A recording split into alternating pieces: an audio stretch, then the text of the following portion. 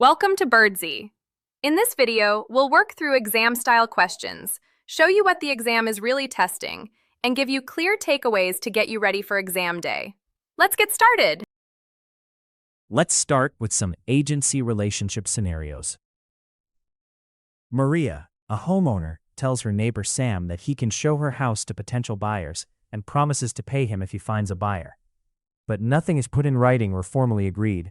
What type of agency relationship, if any, has been created? Is it A. No agency relationship exists. B. A general agency relationship exists. An implied agency relationship exists. Or D. A universal agency relationship exists. The correct answer is C. An implied agency relationship exists. An agency relationship can be created orally or by conduct, and Maria's promise to pay Sam for finding a buyer creates an implied agency, even without a written agreement. A property owner gives written power of attorney to a broker to handle all real estate transactions for 1 year, including signing contracts and collecting rent. How is this agency best classified? Is it A. Special agency? B. General agency? C. Implied agency? Or D. Universal agency? The correct answer is B. General agency. This is a general agency because the broker is authorized to perform a broad range of activities related to the owner's property, but not all personal matters. Jamal, a real estate agent, shows a property to a buyer without a signed agreement, gives advice about offer price, and negotiates on the buyer's behalf. What is the most accurate classification of Jamal's relationship to the buyer at this point? Is it A. No agency relationship exists? B. He is a subagent of the seller? C. He is a disclosed dual agent? Or D. He is an implied agent of the buyer? The correct answer is D. He is an implied agent of the buyer. Jamal's actions create an implied agency as he is acting in the buyer's interest and providing fiduciary services, even without a written agreement. A seller signs a listing agreement with broker Lee, who then authorizes salesperson Kim to show the property and negotiate offers. The buyer is not represented. What is the agency relationship between Kim and the seller? Is it A. Kim is a subagent of the seller? B. Kim is a dual agent? C. Kim is a general agent of the buyer? Or D. Kim is a principal in the transaction? The correct answer is A. Kim is a subagent of the seller. Kim is a subagent of the seller through broker Lee, as the broker's authority extends to the salesperson acting on the seller's behalf. A landlord verbally tells property manager Alex to collect rent and arrange repairs for multiple buildings, but later, the landlord's attorney insists that only written agreements are valid for this type of agency. What is the most accurate assessment of Alex's authority and agency classification? Is it A. Alex has no authority because the agreement is not in writing? B. Alex is a general agent with valid authority unless a law requires a written agreement? C. Alex is a special agent with limited authority? Or D. Alex is a universal agent for the landlord? The correct answer is B. Alex is a general agent with valid authority unless a law requires a written agreement. Alex is acting as a general agent based on the landlord's instructions, and oral agreements can create agency unless the law specifically requires writing for this type of arrangement. How'd you do on the first 5 questions? Go ahead and subscribe to Birdsy now and turn your progress into exam day confidence. Ready to jump back in? Let's go. Fiduciary duties. Maria, a real estate agent, learns confidential financial information about her seller client during a listing appointment and is later asked about the seller's bottom line by a potential buyer. What is Maria's fiduciary duty in this situation? Is it A. Disclose the seller's bottom line to the buyer? B. refuse to answer and end the conversation. C. Politely decline to disclose confidential information. Or D. Share only a general price range. The correct answer is C. Politely decline to disclose confidential information. Maria's fiduciary duty of confidentiality requires her to protect her client's private information, even when asked directly by a potential buyer. Disclosing the seller's bottom line would violate this duty. A buyer's agent receives an offer from their client and knows the seller's agent is a close friend. What must the buyer's agent prioritize when presenting the offer? Is it A. Negotiate with the seller's agent for a personal favor? B. Present the offer promptly and advocate for the buyer's interests? C. Wait to present the offer until the seller's agent is available? Or D. Disclose the friendship to the buyer and let them decide? The correct answer is B. Present the offer promptly and advocate for the buyer's interests. The buyer's agent must prioritize loyalty to their client and present the offer in the client's best interest, regardless of personal relationships with the seller's agent. During a dual agency transaction, Sam represents both the buyer and the seller. What is the most important fiduciary duty Sam must modify in this situation? Is it A. Loyalty and confidentiality? B. Disclosure only? C. Accounting for funds? Or D. Reasonable care and skill? The correct answer is A. Loyalty and confidentiality. In dual agency, the duties of loyalty and confidentiality are modified because Sam cannot fully advocate for one party over the other or share confidential information from either side. A listing agent receives two offers on the same day, one from an unrepresented buyer and one from a buyer represented by another agent. What is the agent's primary fiduciary responsibility when advising the seller? Is it A. Encourage the seller to accept the unrepresented buyer's offer? B. Recommend the offer with the highest commission for the agent? C. Present only the offer from the represented buyer? Or D. Present both offers and advise based on the seller's objectives? The correct answer is D. Present both offers and advise based on the seller's objectives. The agent's primary fiduciary responsibility is to act in the seller's best interest by presenting both offers fairly and advising based on the seller's goals, not the status of the buyer's representation. An agent representing a landlord learns that a prospective tenant has a history of late payments, but the tenant asks the agent not to share this with the landlord. What should the agent do to fulfill fiduciary duties? Is it A. Keep the tenant's payment history confidential? B. Disclose the tenant's payment history to the landlord? C. Only disclose if the landlord asks directly?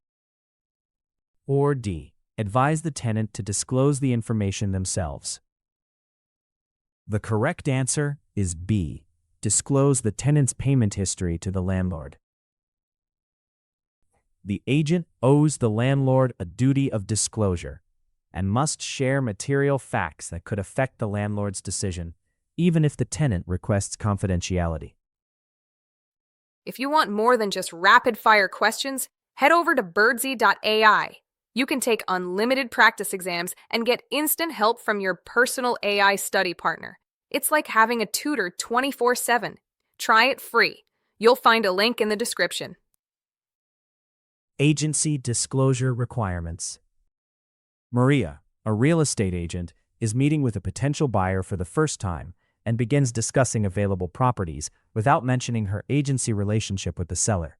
What is Maria required to do before continuing the conversation? Is it A. Continue discussing properties since disclosure is only required before making an offer? B. Disclose in writing whom she represents before continuing the conversation? C. Wait until the buyer asks about agency relationships? Or D. Only disclose if the buyer expresses interest in a specific property? The correct answer is B. Disclose in writing whom she represents before continuing the conversation. Maria must disclose her agency relationship to the buyer before providing any substantive real estate services or confidential information, ensuring the buyer understands whom she represents. A seller's agent, Tom, receives an inquiry from a buyer who is not represented by another agent and wants to view the property. What must Tom do regarding agency disclosure before showing the home? Is it A, show the property and disclose agency only if the buyer wants to make an offer? B, assume the buyer knows he represents the seller since the property is listed? C, provide written agency disclosure to the buyer before showing the property? Or D, wait until after the showing to discuss agency relationships? The correct answer is C, provide written agency disclosure to the buyer before showing the property. Tom must disclose to the buyer in writing that he represents the seller before showing the property, ensuring the buyer understands Tom's role and potential conflicts. During a listing presentation, Agent Lisa explains to the seller that she can act as a dual agent if a buyer she represents wants to purchase the property. What must Lisa ensure before proceeding with dual agency? Is it A, proceed as a dual agent as long as she verbally informs both parties? B, only get the seller's written consent since she already represents the buyer? C, disclose dual agency after the offer is accepted? Or D, obtain written consent from both the seller and the buyer before proceeding? The correct answer is D, obtain written consent from both the seller and the buyer before proceeding. Lisa must obtain informed, written consent from both the seller and the buyer before acting as a dual agent, as dual agency requires explicit agreement from all parties involved. A buyer's agent, Kevin, is preparing an offer for his client on a property listed by another agent in his brokerage. What agency disclosure requirements must Kevin consider in this situation? Is it A, disclose to both parties that the brokerage represents both the buyer and the seller and obtain written consent if required? B, only disclose to the buyer since the seller already knows the listing agent's role? C, no disclosure is needed because each party has a separate agent? Or D, disclose only if the buyer asks about the agency relationship? The correct answer is A, disclose to both parties that the brokerage represents both the buyer and the seller, and obtain written consent if required. Because both agents work for the same brokerage, this is typically considered dual or designated agency, requiring disclosure to both buyer and seller, and, in many jurisdictions, written consent from both parties. Agency termination. After a seller's agent receives written notice from the seller that the listing agreement is being terminated before the expiration date, the agent's immediate obligation is to cease any further promotional activities and marketing efforts, and to take steps to protect the seller's interests by ensuring all parties comply with the termination terms. Is it A, continue marketing the property until the original agreement expires? B, wait for the broker's approval before ceasing all activities? C, cease all actions on behalf of the seller immediately? Or D, notify the buyer that the property is no longer for sale? The correct answer is C, cease all actions on behalf of the seller immediately. Once the principal provides written notice of termination, the agent must immediately stop all activities on the principal's behalf, as the agency relationship ends upon receipt of notice. Continuing to act would be unauthorized. A buyer's agent learns that the buyer has purchased a property directly from a seller without the agent's involvement, but the agency agreement has not expired or been formally terminated. What is the status of the agency relationship and the agent's potential rights? Is it A, the agency relationship ends automatically when the buyer purchases any property? B, the agency relationship continues and the agent may be entitled to compensation? C, the agent must refund any fees already paid by the buyer? Or D, The agency relationship is suspended until the buyer contacts the agent. The correct answer is B. The agency relationship continues, and the agent may be entitled to compensation. The agency relationship remains in effect until formally terminated, so the agent may be entitled to compensation if the agreement covers such situations. The agent's rights depend on the agreement's terms, not just the buyer's actions. A listing agent's client dies unexpectedly, but the agent has already secured a signed purchase agreement with a buyer. What is the correct course of action regarding the agency relationship and the pending transaction? Is it A, the agency relationship ends, but the sale may proceed with the estate's involvement? B, the agency relationship and the purchase agreement both terminate automatically? Or D, the agent must find a new buyer for the property? The correct answer is A, the agency relationship ends, but the sale may proceed with the estate's involvement. The agency relationship with the deceased principal terminates by operation of law, but the signed purchase agreement remains binding on the principal's estate. The agent should coordinate with the estate to complete the transaction. Representation and brokerage. Buyer representation. Maria, a licensed real estate agent, meets with a couple who want her to help them find a new home but do not want to sign any written agreement yet. What is Maria's status in representing these buyers at this stage? Is it A, she is their exclusive buyer's agent? B, she is working with them as customers, not clients? C, she is a dual agent by default? Or D, she is a subagent of the seller? The correct answer is B, she is working with them as customers, not clients. Without a written agreement, Maria is not the buyer's agent and typically acts as a customer service provider, not a fiduciary. Written agreements are required to establish formal buyer representation and fiduciary duties. During a property search, Jamal, a buyer's agent, learns that his client is interested in a home listed by his own brokerage, which also represents the seller. What must Jamal do to comply with agency disclosure laws before proceeding? Is it A, proceed without disclosure since both parties are represented by the same brokerage? B, only disclose the dual agency to the seller? C, disclose the dual agency to both parties and obtain their consent? Or D, terminate representation of the buyer to avoid a conflict of interest? The correct answer is C, disclose the dual agency to both parties and obtain their consent. Jamal must disclose the dual agency situation to both parties and obtain their informed consent before proceeding, as required by law, to avoid conflicts of interest and maintain transparency. A buyer's agent, Priya, receives confidential financial information from her client that could affect negotiations.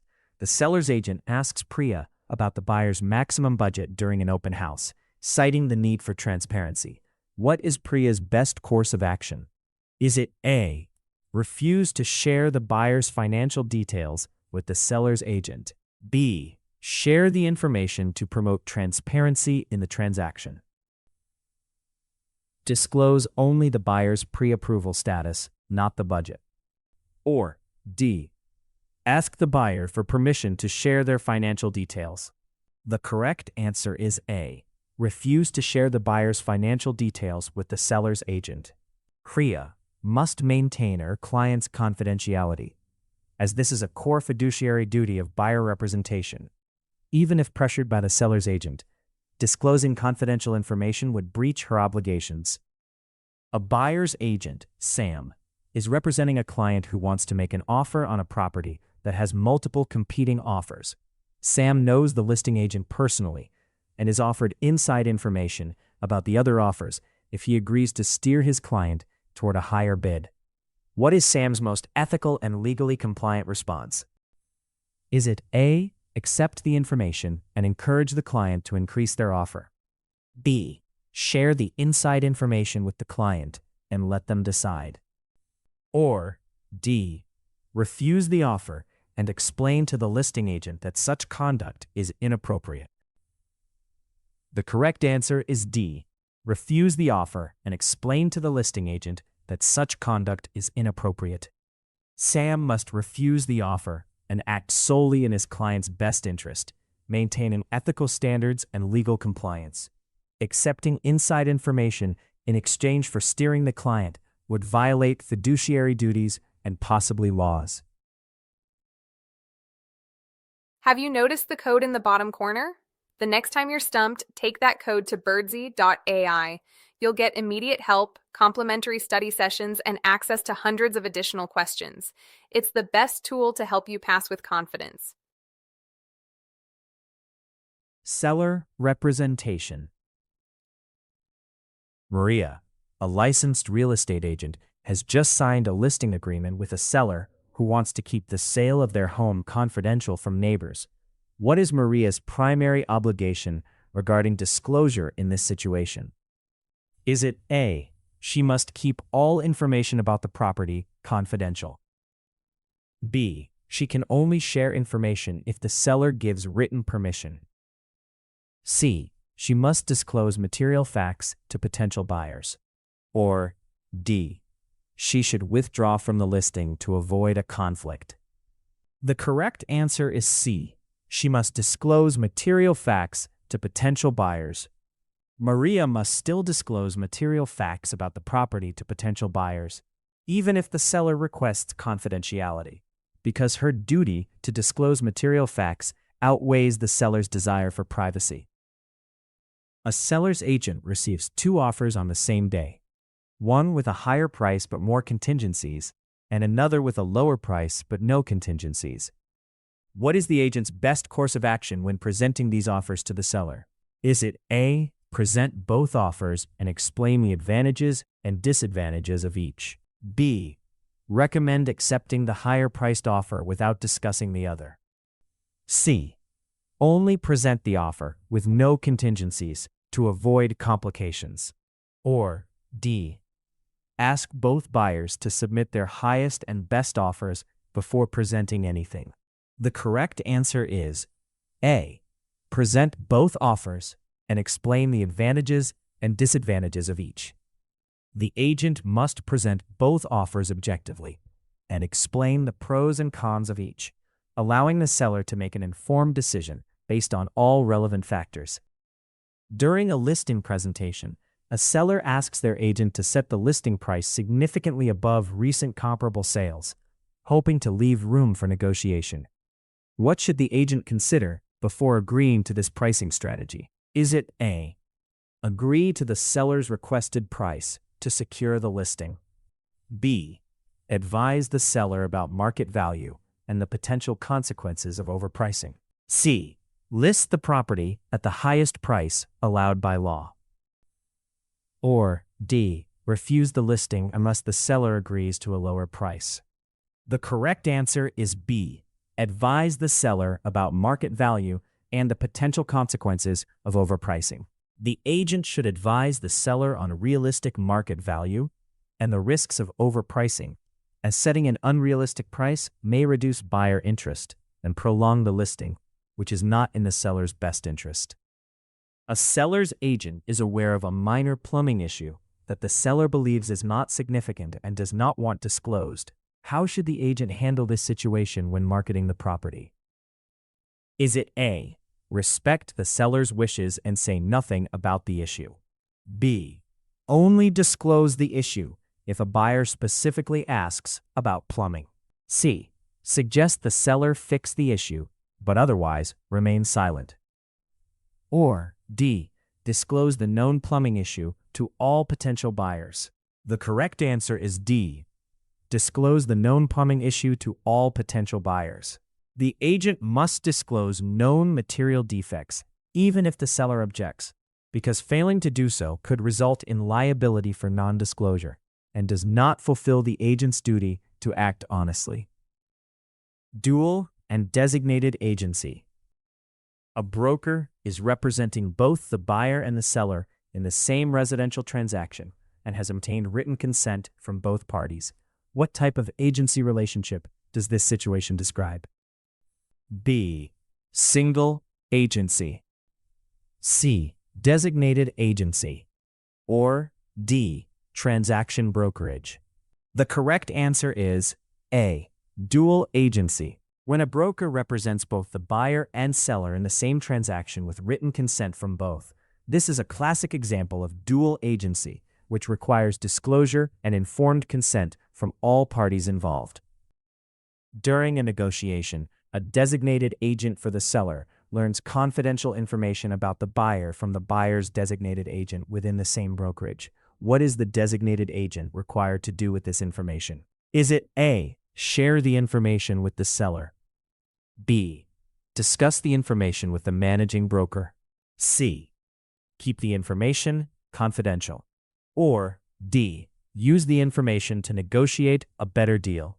The correct answer is C. Keep the information confidential.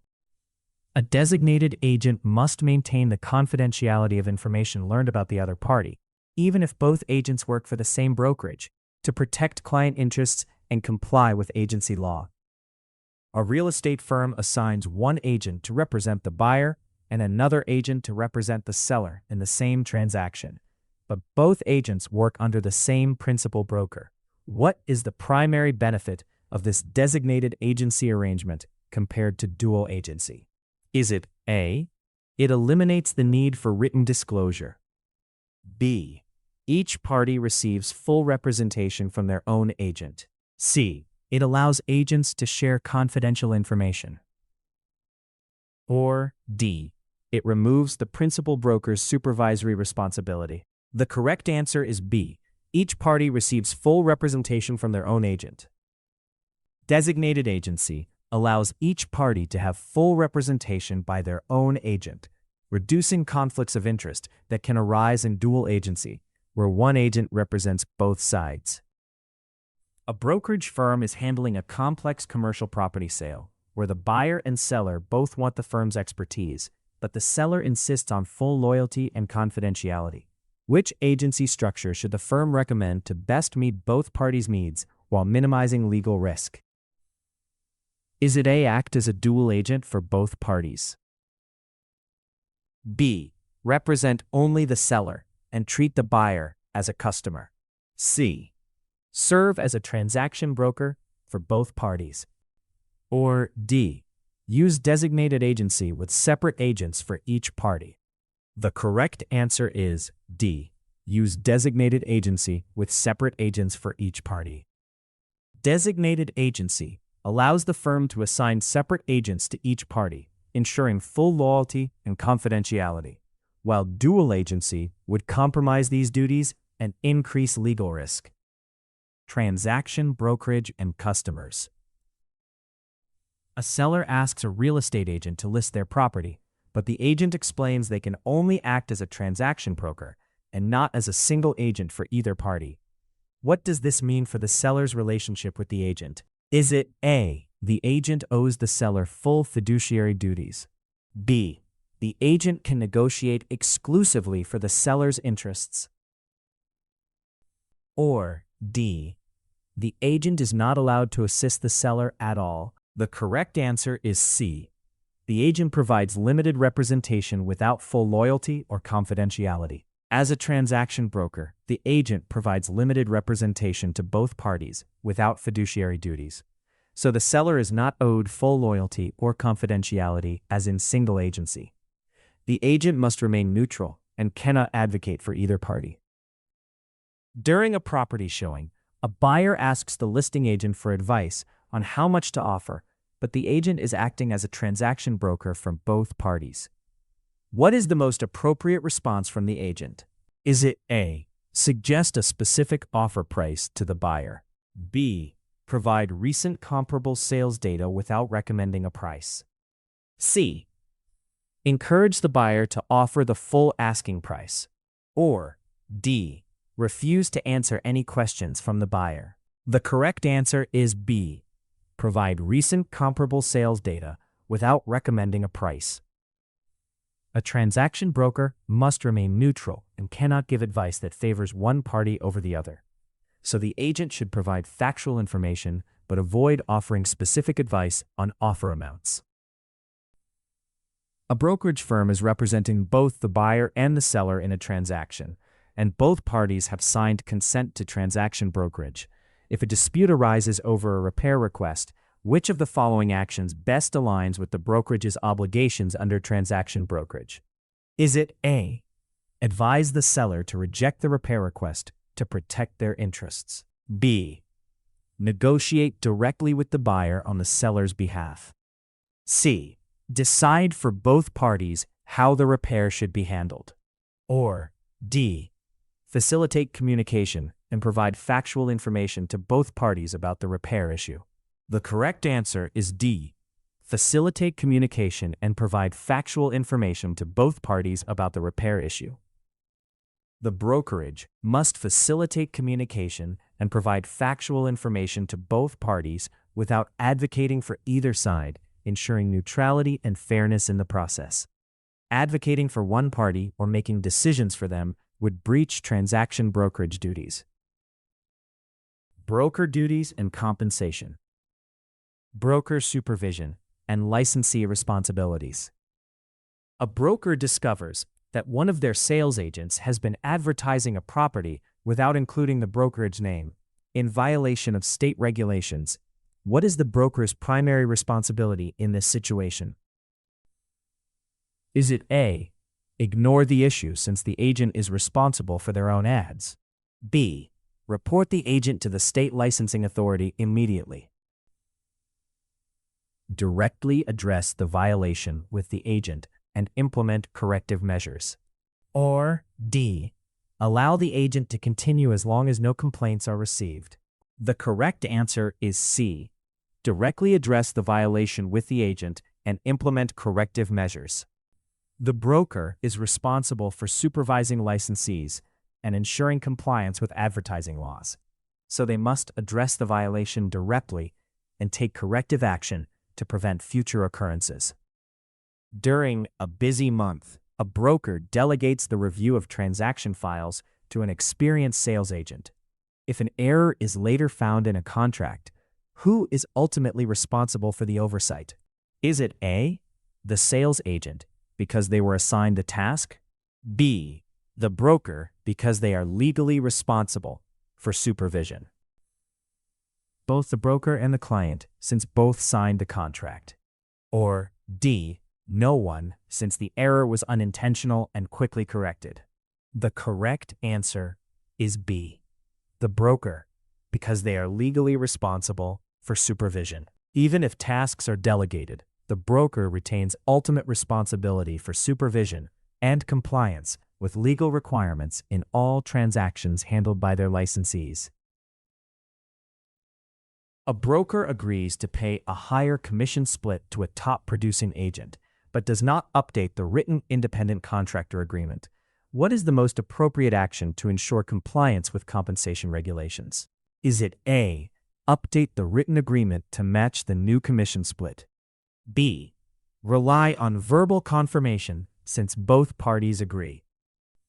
C, wait until the next annual review to update the agreement? Or D, have the agent keep a personal record of the new split?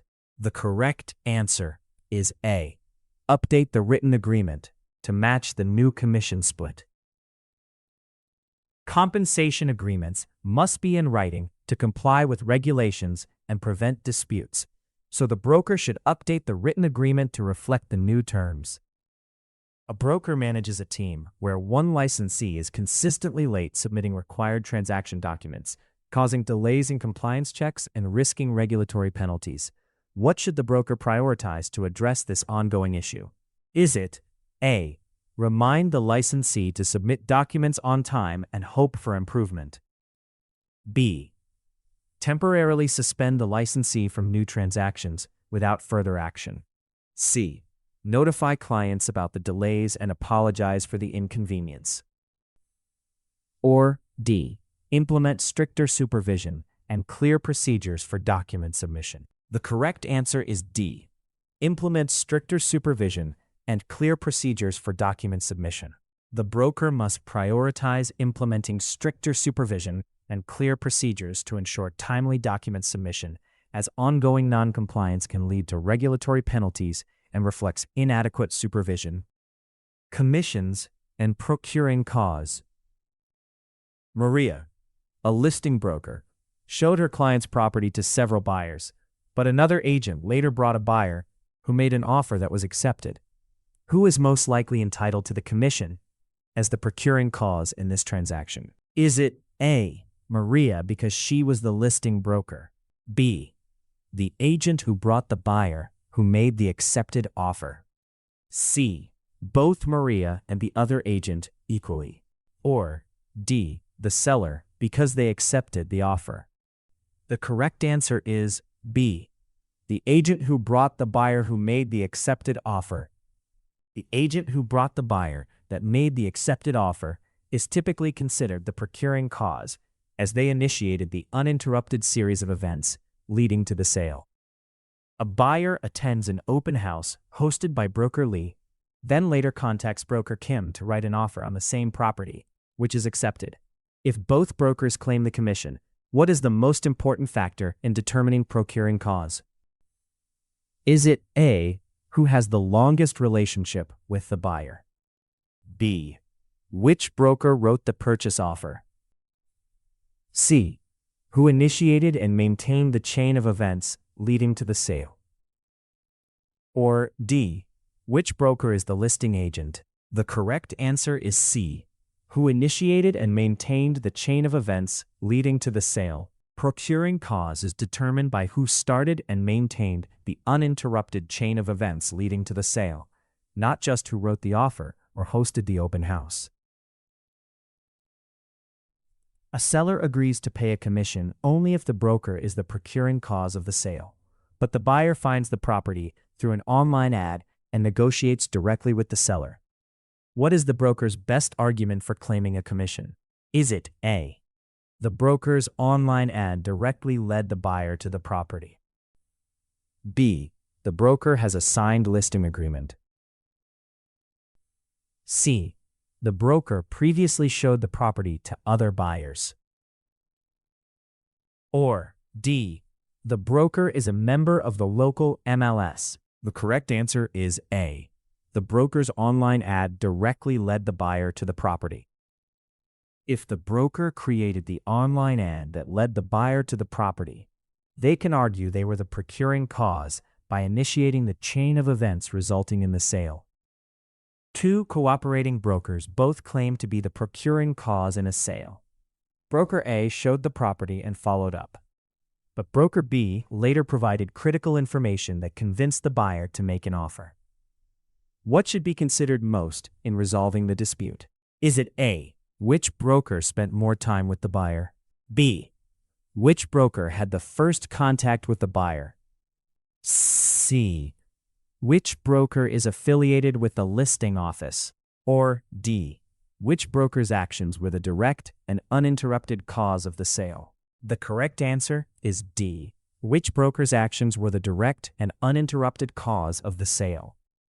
The primary consideration is which broker's actions were the direct and uninterrupted cause of the sale, weighing both brokers' contributions and the continuity of their involvement. Compensation disputes.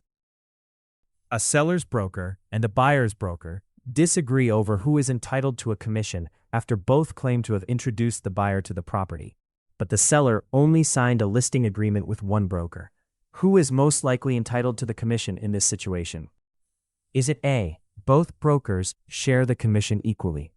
B, the broker with the signed listing agreement receives the commission? C, the broker who first introduced the buyer receives the commission?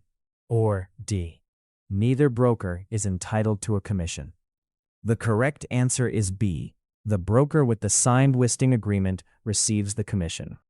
The broker with the signed listing agreement has the contractual right to the commission, as only they have a binding agreement with the seller. The other broker may have a claim against the buyer, but not the seller's commission. During a transaction, a broker believes they are owed a higher commission than what is stated in the signed agreement and threatens to withhold documents from closing unless the client agrees to pay more. What is the most appropriate course of action for the client?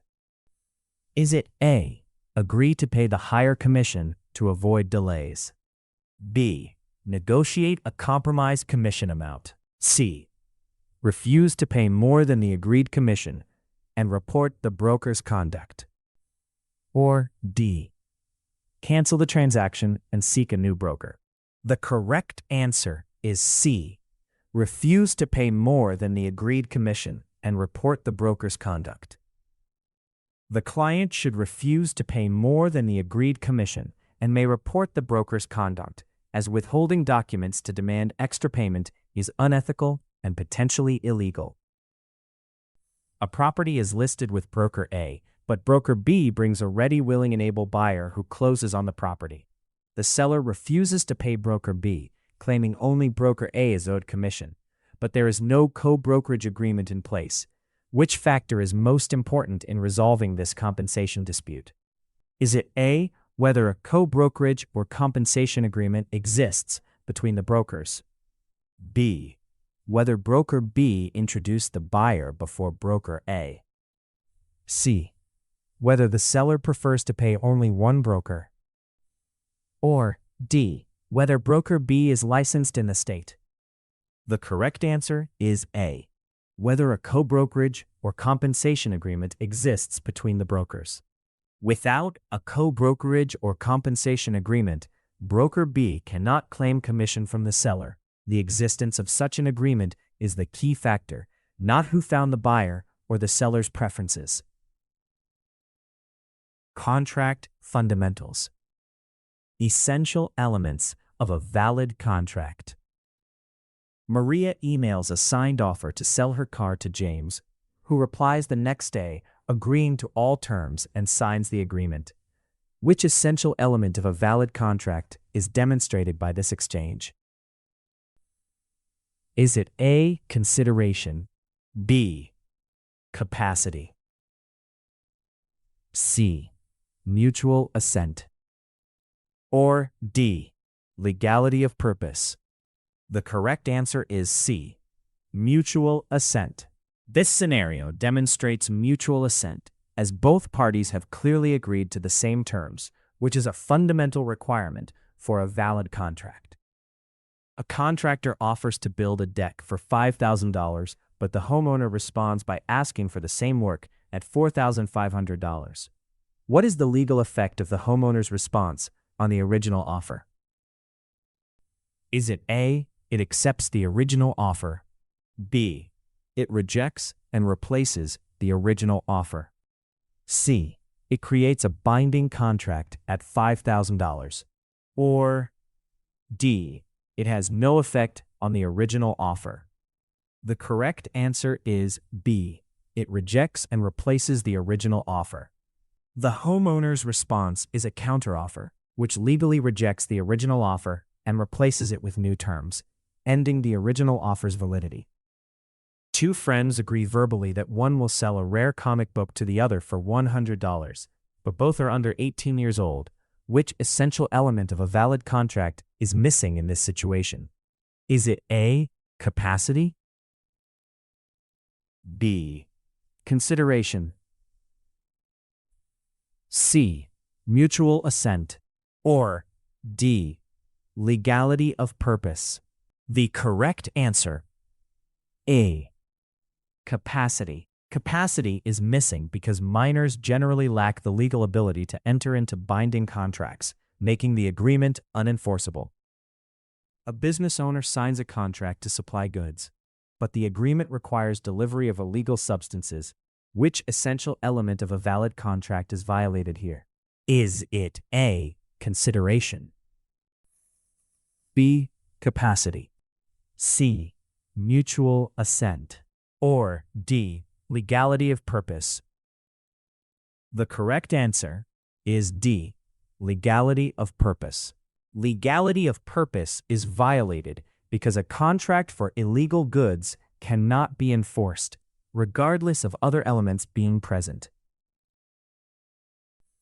A landlord and tenant sign a lease, but the tenant pays no deposit and the landlord provides no keys or access. Which essential element of a valid contract is most likely missing, making the lease unenforceable? Is it A, mutual assent, B, consideration, C, capacity, or D, legality of purpose? The correct answer is B, consideration. Consideration is likely missing, as neither party has provided something of value or performed their obligation, which is required for a valid contract. Contract types. Maria is asked to choose a contract type for a project where the scope of work is well defined and the client wants to minimize cost uncertainty. Which contract type should she recommend? Is it A, fixed price contract, B, cost-reimbursable contract, C, time and materials contract, or D, unit price contract? The correct answer is A, fixed price contract. A fixed price contract is best when the scope is clear and the client wants predictable costs, as it sets a firm price for the work. Other types introduce more cost variability or are better suited for uncertain scopes. A government agency needs to contract for research and development services where the final deliverables are not fully known, but they want to incentivize the contractor to control costs. Which contract type best fits this situation? Is it A, firm fixed price contract, B, time and materials contract, C, cost plus incentive fee contract, or D, cost plus fixed fee contract? The correct answer is C, cost plus incentive fee contract. A cost plus incentive fee contract is designed for uncertain scopes and encourages cost control by rewarding the contractor for keeping costs below target. Fixed price is too risky, and time and materials lacks cost control incentives. A construction company is bidding on a large infrastructure project where the quantities of certain materials may change.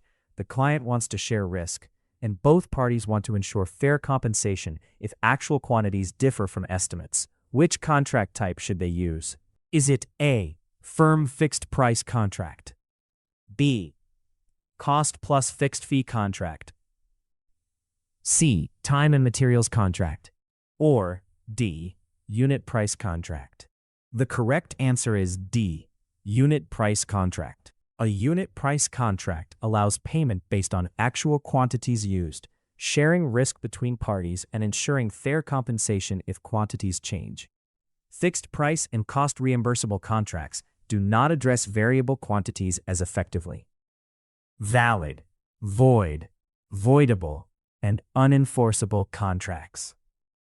Maria signs a contract to buy a car from Tom, but it turns out that the car was destroyed in a fire before the contract was signed.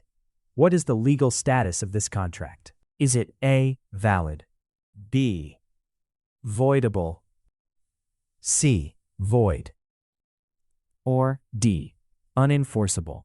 The correct answer is C, void. The contract is void because the subject matter, the car, did not.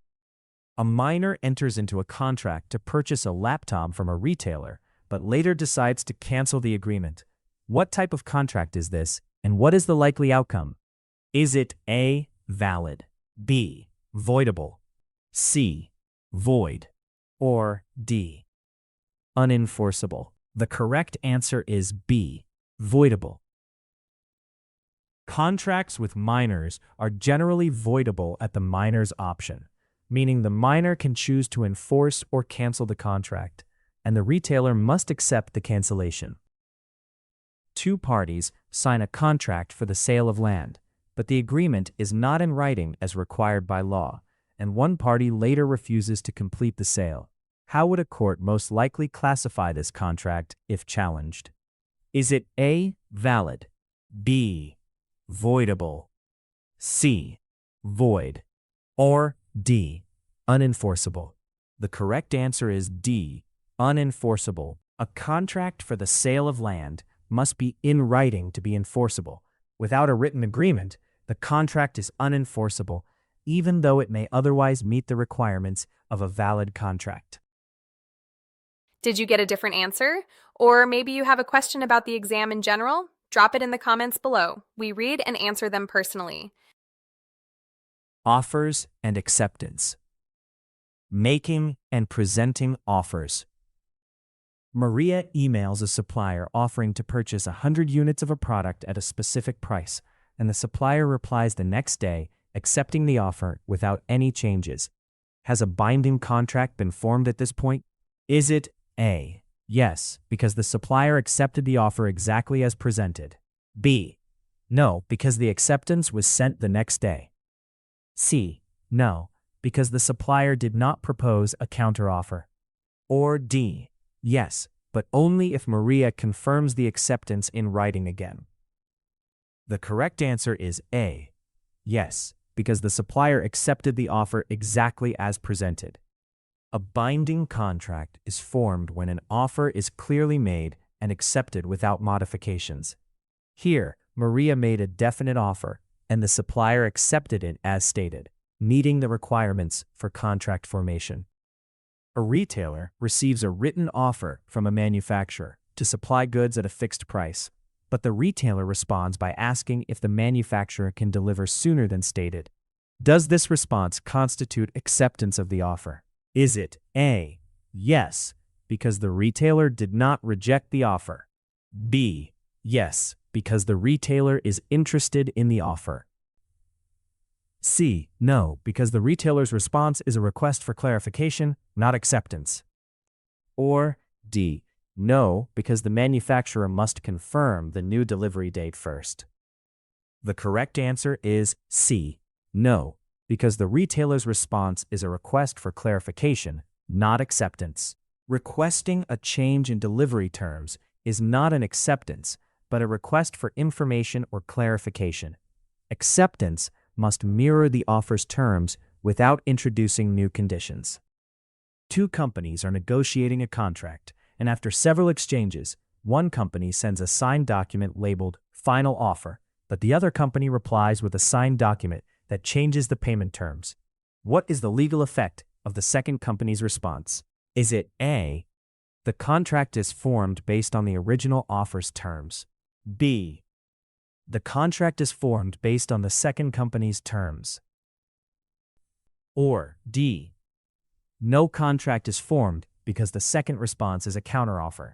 The correct answer is D, no contract is formed because the second response is a counteroffer. Changing a material term in the response constitutes a counteroffer, not acceptance, so no contract is formed until the original offeror accepts the new terms.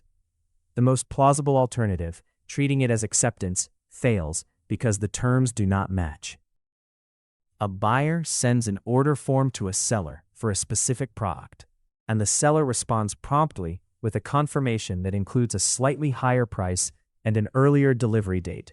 What should the buyer do to ensure a binding contract is formed on the buyer's original terms? Is it A, accept the seller's confirmation as is?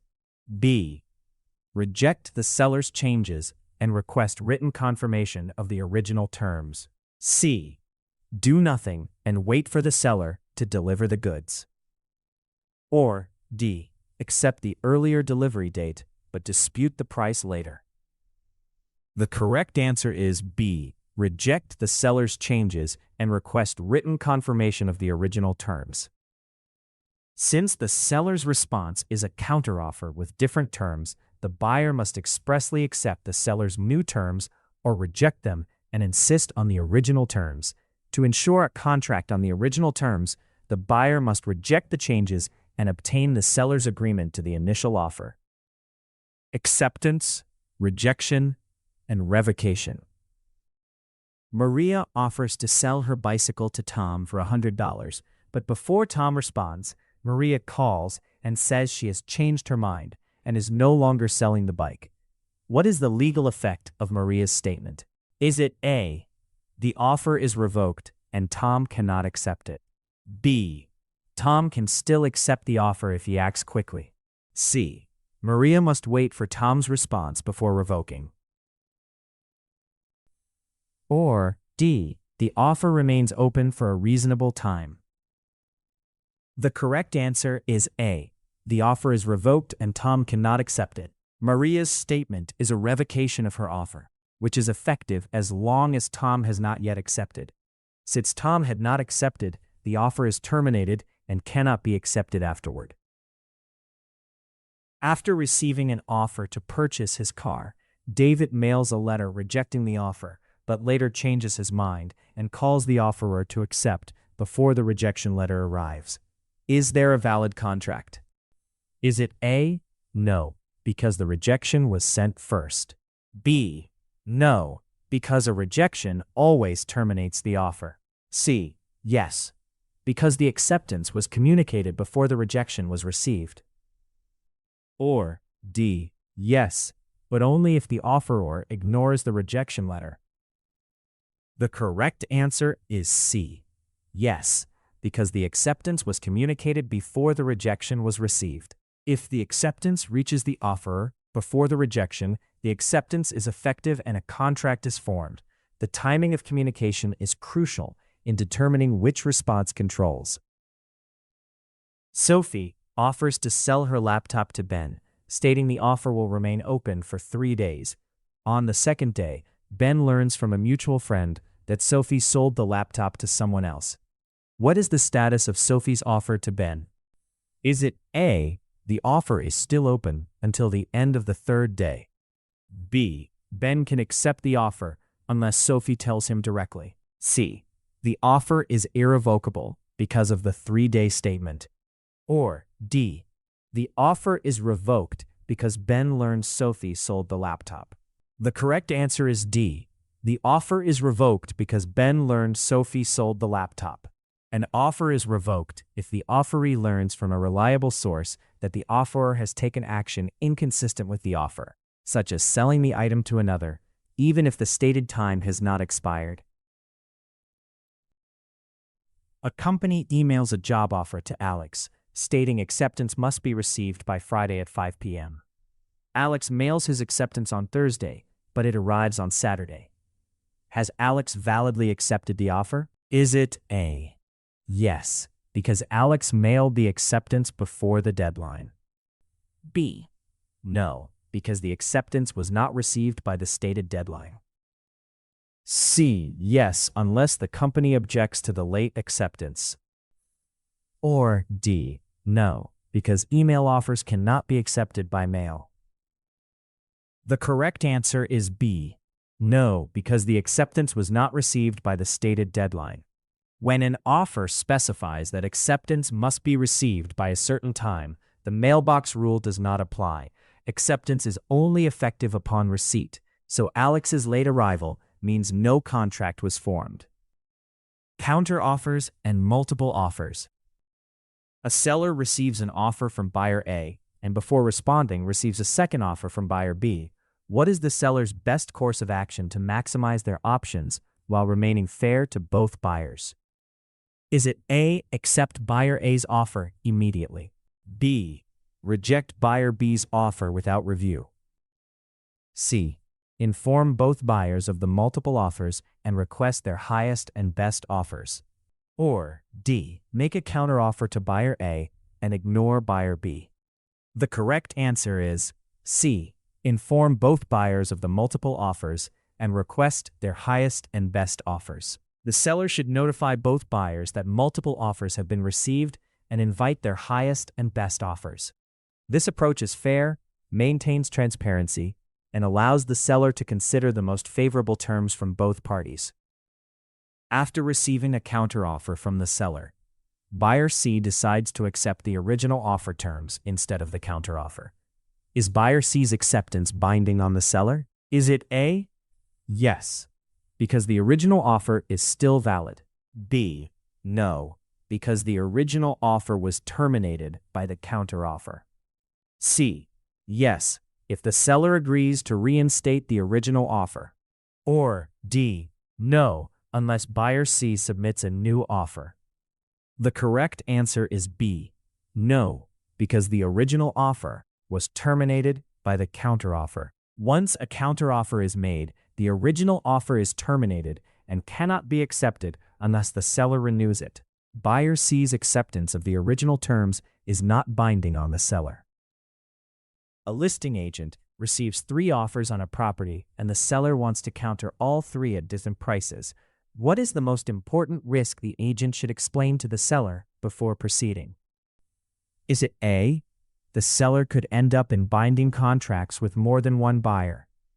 B, the buyers may withdraw their offers immediately? C, the property must be withdrawn from the market? Or D, the seller must accept the highest offer? The correct answer is A. The seller could end up in binding contracts with more than one buyer. If more than one counteroffer is accepted, the seller could be legally bound to sell to multiple buyers. The agent must explain this risk and recommend using a multiple counteroffer form to avoid accidental acceptance. Buyer D submits an offer with a short expiration deadline, but the seller responds with a counteroffer after the deadline has passed. What is the legal status of the seller's counteroffer? Is it A, it is automatically binding if buyer D's original offer was reasonable? B, it revives the original offer and its terms? C, it is invalid because the original offer expired? Or D, it is a new offer that buyer D can accept or reject? The correct answer is D. It is a new offer that buyer D can accept or reject. Once the original offer has expired, the seller's counteroffer is legally considered a new offer that buyer D may accept, reject, or counter. The original offer's terms and deadlines no longer apply. Purchase contracts. Purchase agreement terms. Maria is reviewing a purchase agreement that specifies the seller must deliver the goods by June 15th, but the contract does not mention what happens if delivery is late. What is the most likely consequence if the seller delivers on June 20th? Is it A, the contract is automatically void? B, the buyer may accept the goods and claim damages for the delay?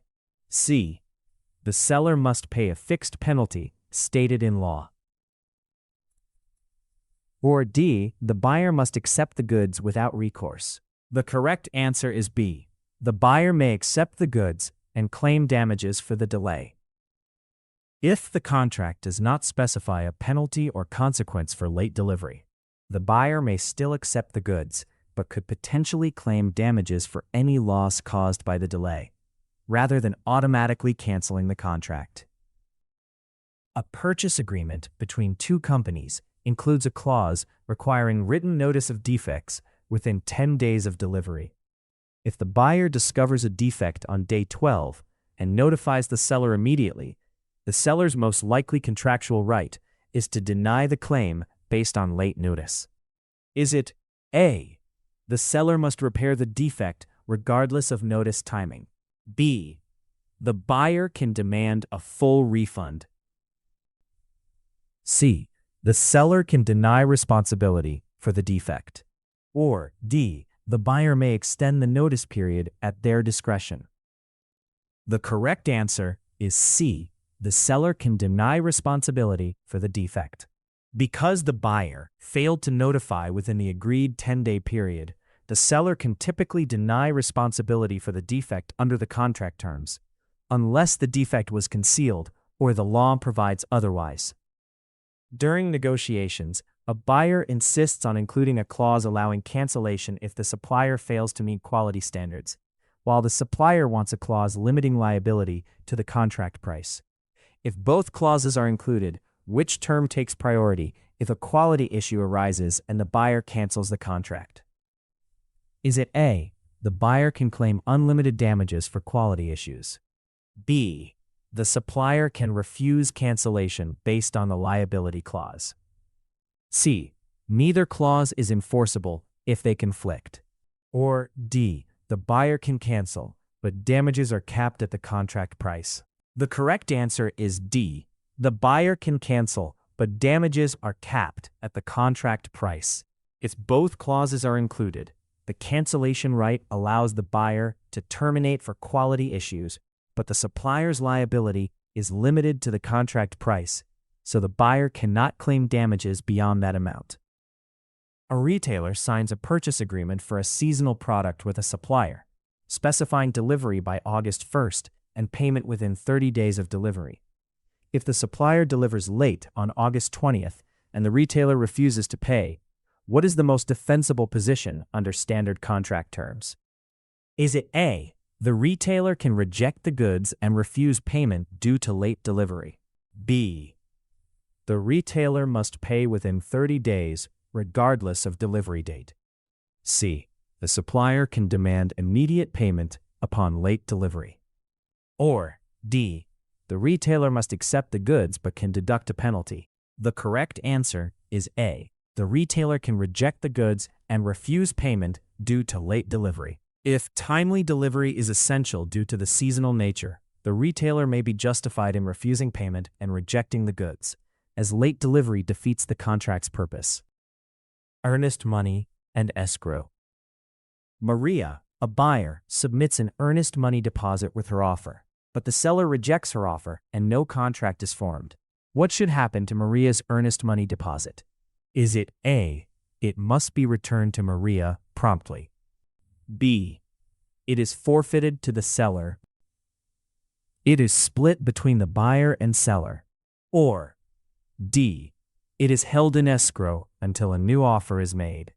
The correct answer is A, it must be returned to Maria promptly. Since no contract was formed, the earnest money must be returned to Maria. Earnest money is only held if a binding contract exists. Otherwise, it is not retained by the seller or escrow. After both parties sign a purchase contract, the buyer's earnest money is delivered late to the escrow agent. What is the most likely consequence for the buyer under standard contract terms? Is it A, the contract is automatically voided? B, the seller may have the right to terminate the contract? The escrow agent returns the earnest money to the buyer? Or D, the buyer can proceed without penalty if the deposit is made eventually? The correct answer is B, the seller may have the right to terminate the contract. Delivering earnest money late is typically considered a breach of contract, which may allow the seller to terminate the agreement or pursue remedies, depending on the contract's terms. A seller receives two offers, one with a higher purchase price but a smaller earnest money deposit, and another with a lower price but a larger earnest money deposit. Which offer provides the seller with greater financial security if the buyer defaults before closing? Is it A, the offer with the higher purchase price? B, both offers provide equal security? C, the offer with the larger earnest money deposit? Or D, the offer with the earliest closing date? A larger earnest money deposit offers more financial security to the seller in case of buyer default, as it represents a greater amount that may be forfeited if the buyer breaches the contract. During escrow, the buyer notifies the escrow agent that they are canceling the contract due to a failed inspection contingency, but the seller disputes the buyer's right to the earnest money. What should the escrow agent do according to standard procedures? Is it A, release the earnest money to the buyer immediately? B, release the earnest money to the seller immediately? C, split the earnest money equally between both parties? Or D, hold the earnest money until the parties reach agreement or a court order is received?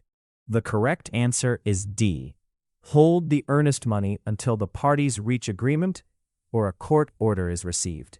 When there is a dispute over earnest money, the escrow agent must hold the funds until both parties agree in writing or a court order is provided, rather than contract timelines and deadlines. Maria, a buyer, receives the seller's signed acceptance of her purchase offer on a Friday.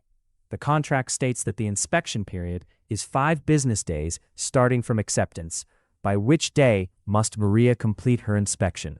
Is it A, Thursday of the following week? B, Friday of the following week? C, Wednesday of the following week? Or D, the following Monday? The correct answer is B, Friday of the following week. The inspection period begins the day after acceptance, so the first business day is Monday. Counting 5 business days, the deadline falls on Friday of the following week. A seller receives 2 offers, one with a 10-day financing contingency and another with a 15-day financing contingency. But both buyers want to close in 30 days. If the seller wants the earliest possible certainty that financing is secured, which offer should they prioritize? Is it A, the offer with the 15-day financing contingency? B, the offer with the later closing date? C, the offer with the 10-day financing contingency? Or D, either offer, since both close in 30 days? The correct answer is C, the offer with the 10-day financing contingency. The offer with the 10-day financing contingency provides earlier confirmation of the buyer's ability to secure financing, reducing the seller's risk of late-stage cancellation. During escrow, the buyer's agent discovers that the appraisal deadline and the loan commitment deadline both fall on the same day, but the inspection deadline is 2 days later. If the appraisal comes in low, which deadline is most critical for the buyer to address first to preserve their contractual rights? Is it A, the appraisal deadline? B, the inspection deadline? C, the loan commitment deadline? Or D, none, since all deadlines are on the same day? The correct answer is A, the appraisal deadline. The appraisal and loan commitment deadlines are most urgent. If the appraisal is low, the buyer must act before these deadlines to negotiate or withdraw, as waiting for the inspection deadline could forfeit their rights. Contingencies. Financing contingencies. Maria is under contract to buy a home, and her offer includes a financing contingency that gives her 21 days to secure a mortgage. On day 20, her lender denies the loan due to insufficient income. What is Maria's best course of action to protect her earnest money deposit? Is it A, notify the seller in writing of the loan denial before the contingency deadline? B, wait until after the deadline to notify the seller? C, request an extension from the lender only? Or D, proceed to closing without financing? The correct answer is A, notify the seller in writing of the loan denial before the contingency deadline. Maria should notify the seller in writing before the contingency deadline expires, providing documentation of the loan denial to ensure her earnest money is returned according to the terms of the financing contingency. A seller receives 2 offers, one with no financing contingency and one with a standard financing contingency. Both offer the same price and closing date. What is the primary advantage for the seller in choosing the offer without a financing contingency? Is it A, the buyer will pay a higher interest rate? B, there is less risk of the sale failing due to financing issues? C, the seller can keep the earnest money regardless of circumstances? Or D, the closing date will be sooner by default? The correct answer is B, there is less risk of the sale failing due to financing issues. An offer without a financing contingency reduces the risk of the sale falling through due to the buyer's inability to obtain a loan, providing the seller with greater certainty of closing. A buyer's contract includes both a financing contingency and an appraisal contingency. The appraisal comes in low, and the lender will not approve the loan unless the price is reduced. But the seller refuses. What is the buyer's strongest contractual basis for terminating the contract without penalty? Is it A, proceed with the purchase by paying the difference in cash? B, negotiate a new purchase price with the seller?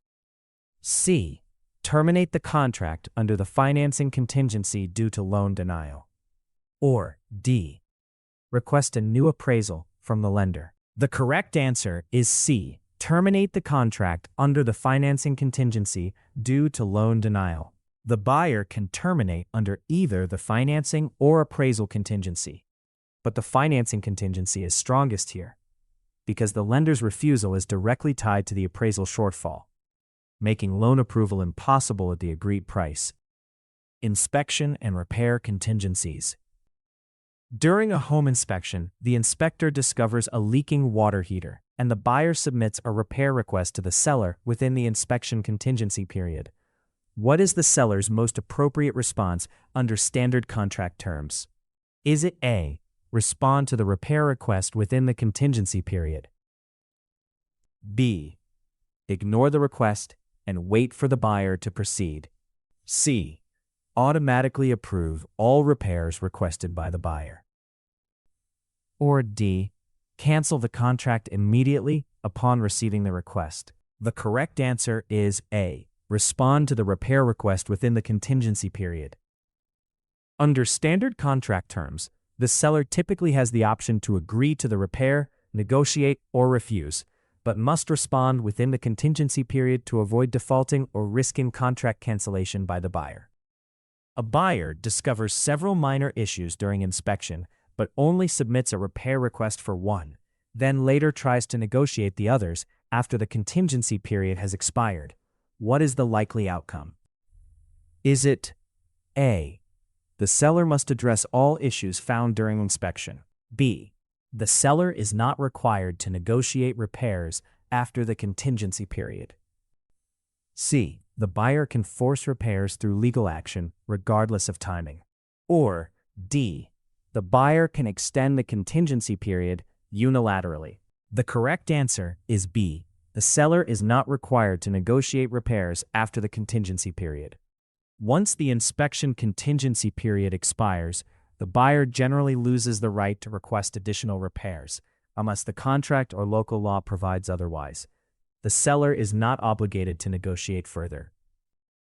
A seller receives a buyer's inspection report listing both urgent safety repairs and cosmetic concerns, but the contract allows the seller to choose which repairs to address. Which repairs should the seller prioritize to minimize risk of contract cancellation? Is it A, address only cosmetic concerns to improve appearance? B, ignore all repair requests and proceed to closing? C, prioritize urgent safety repairs over cosmetic concerns? Or D, request the buyer to pay for all repairs? The correct answer is C, prioritize urgent safety repairs over cosmetic concerns. Prioritizing urgent safety repairs reduces the risk of buyer withdrawal or legal issues, while cosmetic concerns are less likely to justify cancellation under standard contract terms. Appraisal and title contingencies. Maria is under contract to purchase a home, but her lender's appraisal comes in significantly below the agreed purchase price. What is Maria's most direct contractual option if her purchase agreement includes an appraisal contingency? Is it A, terminate the contract and recover her earnest money? B, proceed with the purchase at the original price? C, sue the seller for a price reduction? Or D, request the lender to order a second appraisal? The correct answer is A, terminate the contract and recover her earnest money. With an appraisal contingency, Maria can terminate the contract without penalty if the appraisal is too low, as the contingency protects her from overpaying or being unable to secure financing. During the title search for a commercial property, the buyer discovers an old easement that was not disclosed by the seller. What is the buyer's best course of action under a standard title contingency? Is it A, ignore the easement and proceed to closing? B, close on the property and address the issue after purchase? C, notify the seller and request that the easement be cleared or addressed? Or D, file a complaint with the title company after closing? The correct answer is C, notify the seller and request that the easement be cleared or addressed. A standard title contingency allows the buyer to object to title defects and request the seller to resolve them. If unresolved, the buyer can terminate the contract. A buyer is reviewing a preliminary title report and notices both a recorded lien and a boundary dispute. If the contract includes a title contingency with a strict objection deadline, what should the buyer prioritize to protect their interests? Is it A, wait for the seller to address the issues before taking action? B, submit written objections to both issues before the deadline? C, only object to the lien, since boundary disputes are less urgent? Or D, rely on the title company to resolve all issues automatically? The correct answer is B, submit written objections to both issues before the deadline. The buyer should promptly notify the seller of all discovered title defects before the objection deadline, as failing to do so may waive their right to object or terminate based on those issues. Contract cancellation. After a home inspection reveals significant roof damage, the buyer notifies the seller in writing within the inspection contingency period and requests contract cancellation. What is the seller required to do next under standard contract terms? Is it A, refuse to cancel the contract and insist on repairs? B, release the buyer from the contract and return the earnest money deposit? C, negotiate a lower sale price instead of canceling? Or D, file a complaint with the real estate board? The correct answer is B, release the buyer from the contract and return the earnest money deposit. When a buyer cancels within the contingency period due to an inspection issue and provides proper notice, the seller is typically required to release the buyer from the contract and return the earnest money deposit, as the contingency allows cancellation for such findings. A buyer submits a contract with a financing contingency but fails to notify the seller of loan denial by the deadline. What is the likely outcome regarding the buyer's earnest money if the buyer cancels after the deadline? Is it A, the buyer automatically receives a full refund of the earnest money? B, the contract is automatically extended to allow more time for financing? C, the seller may retain the earnest money deposit? Or D, the buyer can sue the lender for missing the deadline? The correct answer is C, the seller may retain the earnest money deposit. If the buyer misses the contingency deadline and then cancels, the seller may be entitled to keep the earnest money, since the buyer did not meet the contract's notification requirements, making the cancellation outside the protected period. A seller receives two offers, one with a short inspection contingency and no financing contingency, and another with a longer inspection contingency and a financing contingency. If the seller wants to minimize the risk of contract cancellation, which offer should they prioritize and why? Is it A, the offer with a short inspection contingency and no financing contingency? B, the offer with a longer inspection contingency and a financing contingency? C, both offers carry the same risk of cancellation? Or D, the seller should counter both offers to remove all contingencies? The correct answer is A, the offer with a short inspection contingency and no financing contingency. The offer with a short inspection contingency and no financing contingency presents less risk of cancellation, as there are fewer and shorter opportunities for the buyer to back out, while the other offer allows more time and reasons for cancellation. Contract performance and closing.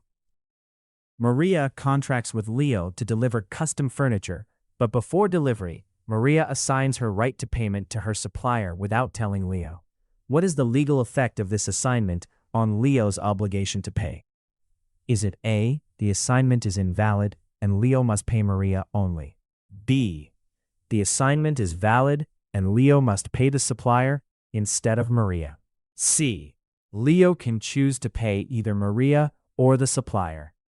The correct answer is B, the assignment is valid and Leo must pay the supplier instead of Maria. Leo must pay the supplier instead of Maria, as assignments of the right to receive payment are generally valid without the debtor's consent, unless the contract prohibits assignment where the assignment materially changes the obligor's duty. A contractor agrees to build a deck for a homeowner, but later arranges for a third party to perform the work with the homeowner's consent. What is this arrangement called under contract law? Is it A, assignment, B, delegation, C. Novation. Or D. Modification. The correct answer is C. Novation. When all parties agree to substitute a new party and discharge the original party from the contract, this is called a novation, not a mere assignment or delegation. A business hires a caterer for an event, but the caterer becomes ill and asks a colleague to perform the service without informing the business. If the colleague performs satisfactorily, what is the business's obligation regarding payment? Is it A. Pay the original caterer as agreed? Pay the colleague directly. Refuse to pay anyone due to lack of notice. Or D. Pay both the caterer and the colleague. The correct answer is A. Pay the original caterer as agreed. The business must pay the original caterer, as delegation of duties is generally allowed unless the contract prohibits it. But the right to payment remains with the original party unless assigned. Two companies enter a contract for monthly software support, but after a merger, one company wants to transfer all rights and obligations to its successor. What must occur for the successor to be fully liable under the contract? Is it A. The original company must assign its rights only? B. The original company must delegate its duties only? C. The successor must notify the other party of the change? Or D. All parties must agree to a novation? The correct answer is D. All parties must agree to a novation.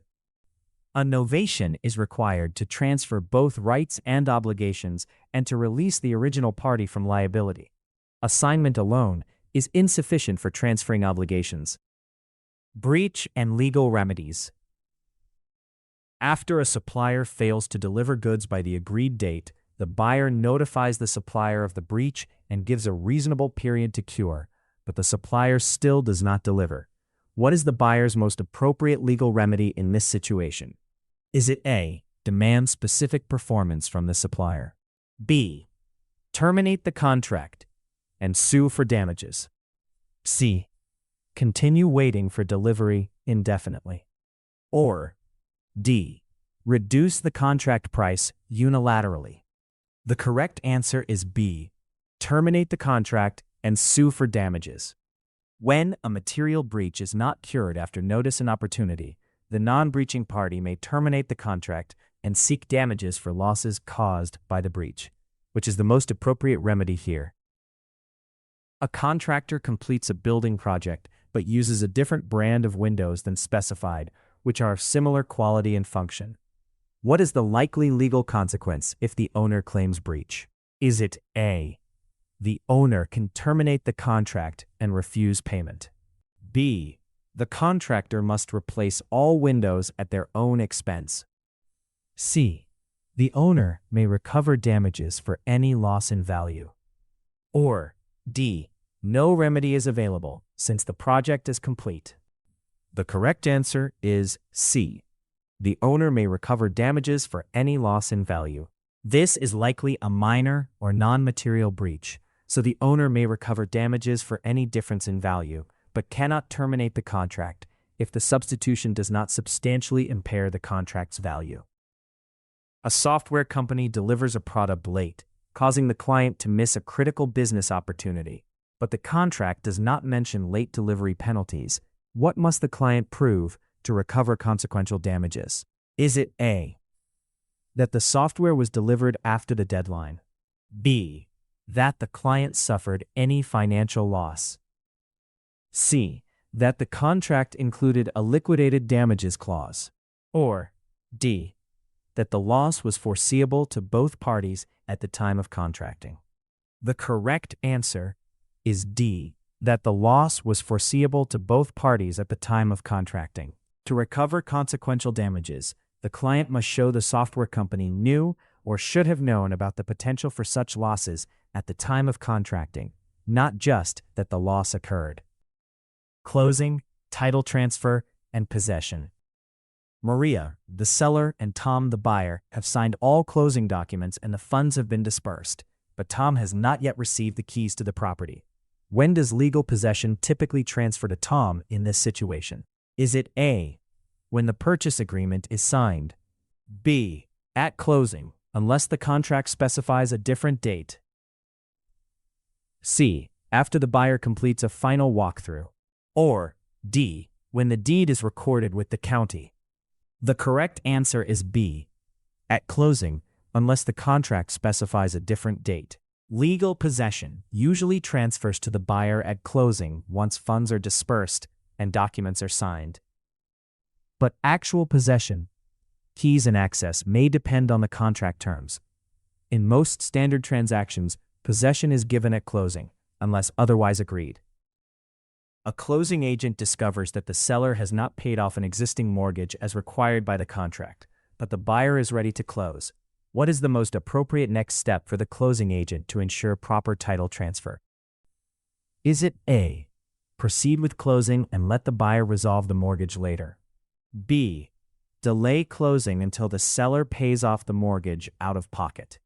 C, pay off the mortgage from the seller's proceeds at closing?